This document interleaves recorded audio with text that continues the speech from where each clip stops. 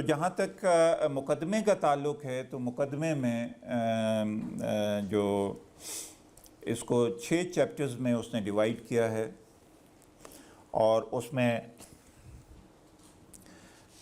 جو پہلا باب ہے وہ کرۂ ارض سے جغرافیائی حوالوں سے بحث ہے، اس میں کرۂ ارض جغرافی۔ دوسرے میں سوسائٹی کا ایولوشن یعنی معاشرے کا ارتقاء ہے، اور اس کی مختلف صورتیں ہیں کہ معاشرے کے ساتھ جو بحث ہے یہ پہلے ابن خلدون سے پہلے نہیں ہوئی۔ پہلے واقعات کے بعد دوسرا واقعہ، دوسرے واقعے کے بعد تیسرا واقعہ، ایک واقعات کو ترتیب کے ساتھ بیان کرنا، یہ ایک طرح سے رجحان ہمیں نظر آتا ہے طبری میں بھی، مسعودی میں بھی، اور واقدی میں بھی۔ ان تینوں جو مورخین ہیں ان سے ابن خلدون نے استفادہ کیا تھا، طبری سے بھی، مسعودی سے بھی، اور واقدی سے بھی۔ اور ان تینوں نے جو ہے واقعات کی ایک ترتیب، واقعات کو ایک ترتیب سے بیان کرنے کو کافی سمجھا، ایڈیکویٹ سمجھا۔ لیکن ابن خلدون جو ہے اس کا طریقہ کار ڈیفرنٹ تھا، وہ اپنی بحث میں معاشرے کو لے کے آئے۔ یہ پہلا موقع ہے کہ آپ سلطان کی بات نہیں کر رہے ہیں، آپ خلیفۃ الوقت کی بات نہیں کر رہے، آپ حاکم کی بات نہیں کر رہے، بلکہ آپ معاشرے کی بات کر رہے ہیں، اور اس معاشرے میں فرد اور اجتماع، اس کے آپس میں جو تعلق ہے اس کو آپ بیان کرنے کی، اس کا تجزیہ پیش کرنے کی کوشش کر رہے ہیں۔ دنیا میں جتنے بھی بڑی سیاسی فلاسفیز آئی ہیں، پولیٹیکل فلاسفی یا پولیٹیکل تھیریز آئی ہیں، ان کا مور لیس ان کا جو فوکس ہے وہ یہی رہا ہے کہ ایک فرد اور معاشرے کا آپس میں کیا تعلق ہے، ان کا ربط کیا ہے، کیا معاشرے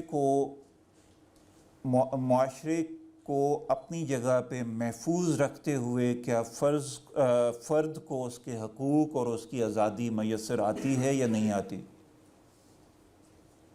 یہ ایک بہت بڑا سوال ہے جو کہ ابھی تک حل طلب ہے، ابھی تک اس کا کوئی تشفی بخش جو جواب ہے وہ ہمیں نہیں مل سکا کہ اگر معاشرہ مضبوط ہوتا ہے، ریاست مضبوط ہوتی ہے، تو فرد کے حقوق جو ہیں سلب ہوتے ہیں۔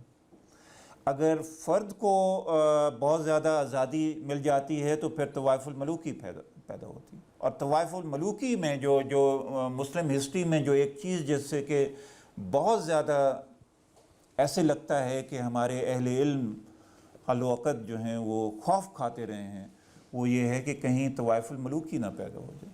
ان کے لاشعور میں جو ہے حضرت عثمان رضی اللہ تعالیٰ عنہ کی شہادت کے بعد جو ایک واقعہ ہوا، یا کربلا کا واقعہ جو ہوا، اور اس کے بعد عبداللہ بن زبیر کا جو سلسلہ ہوا، یا بنو امیہ کے اختتامی عہد کا جو سارے واقعات ہیں، وہ ابھی تک جو ہے وہ لرک کر رہے ہیں۔ they have become an integral part of the collective unconscious of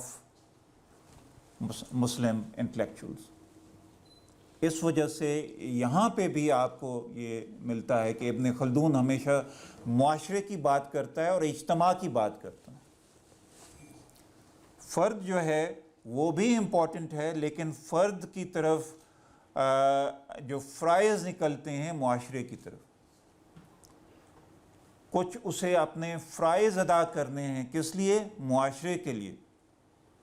اور معاشرہ کیا ہے؟ اس کو تحفظ فراہم کرے گا، اور ایک ایسا نظم کریٹ کرے گا جس میں کہ اس کو انصاف ملے۔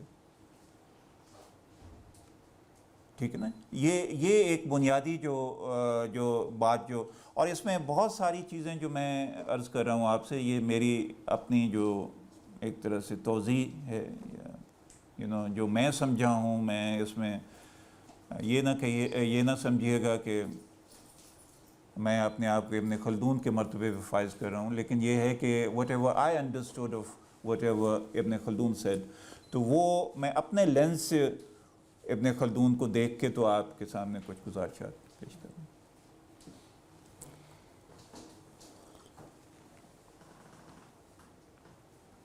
تیسرا باب جو ہے نظم حکومت اور سیاست ہے۔